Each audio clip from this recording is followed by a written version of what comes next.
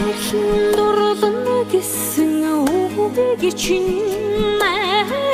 хөө харсан болгонд хэлээгүй шүү дээ хонгор минь чинээсээ удлаагүй юм боллоо чиний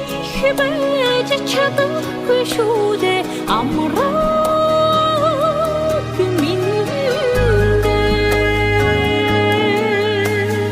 санан бодно гэсэн үгийг чинь сайхан болгонд ярьдаг би шүү дээ